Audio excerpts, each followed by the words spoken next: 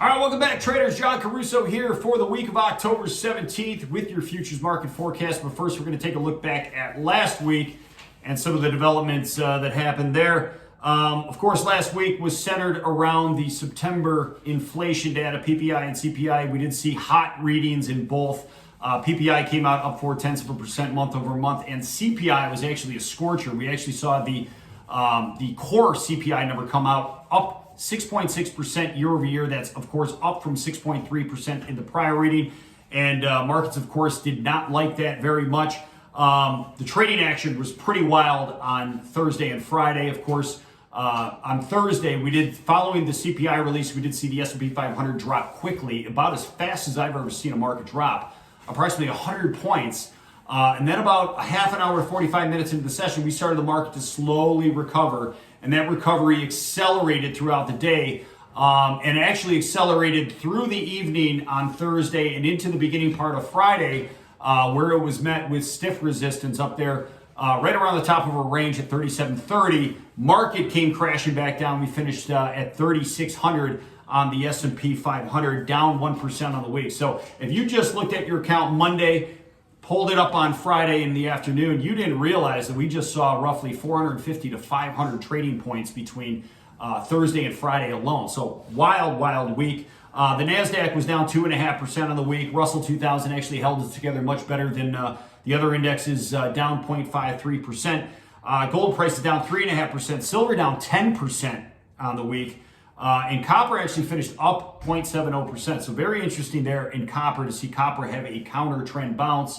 We are watching copper very closely. We've been bearish of copper prices for the most part of the year, or the better part of the year.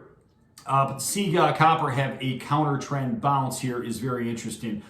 Crude oil prices down 7.5% on the week. That is following an up 16% week previously when we got the news out of OPEC cutting 2 million barrels of production. Natural gas finished the week down 3.5%. We've seen consecutive weeks of builds in inventories in natural gas. That's been kind of weighing on the price of nat gas. Nat gas is kind of interesting here right now.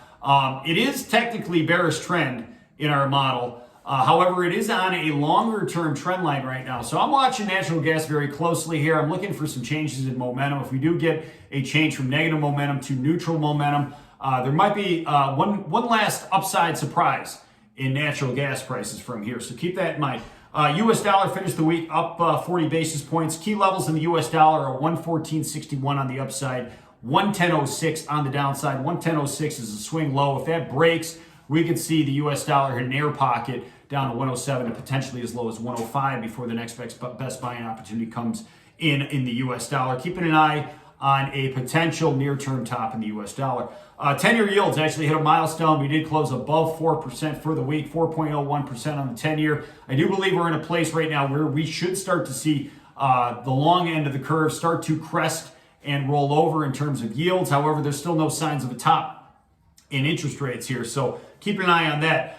Taking a look at the S&P 500, very interesting. Obviously, we've seen just a complete mess in terms of a bear market for the better part of the year. However, I do believe that we are in a place where the S&P 500 should start to show some signs of a near-term to intermediate-term bottom on the charts.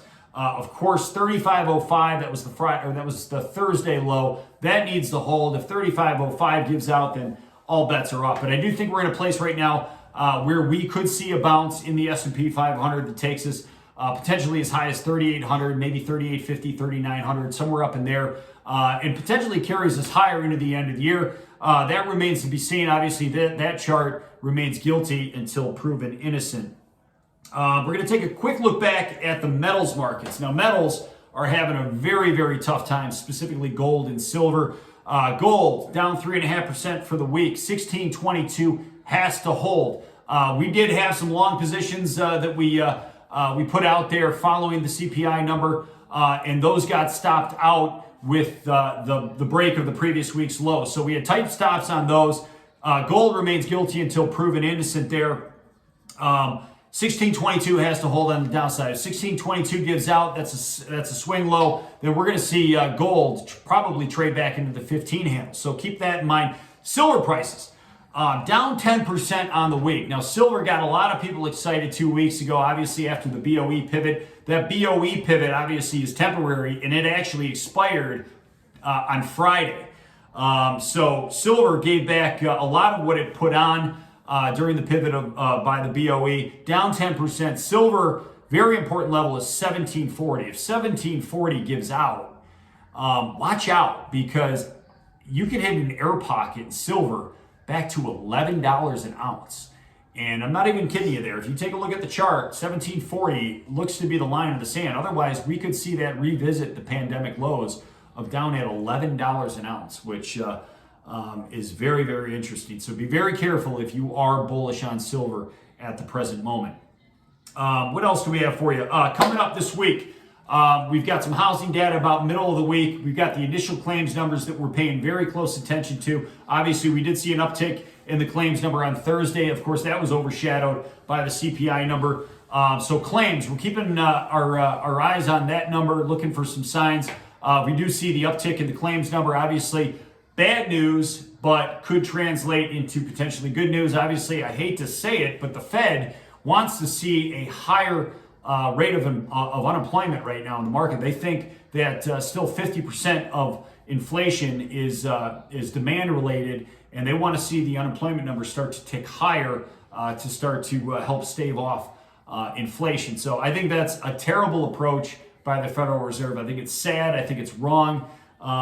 But those are the facts right now. So the Fed actually wants to see a higher rate of unemployment to assist in staving off inflation. Terrible. So that's all I have for you here today. Best of luck to everybody out there. I hope this was clear. Obviously, these are very wild and confusing times in terms of the market and the swings that we're seeing. They are equally as difficult to actually talk about here on this video with you guys. So I hope that was clear to you. I think some key takeaways: looking for signs of a low in the S&P 500. That is not going to be the low in the bear market, we don't think, but that could carry us up to 38 to 3,900. And that is a place where we would look at getting bearish once again on the market. So best of luck to everybody out there. I'm John Caruso. Catch you next time.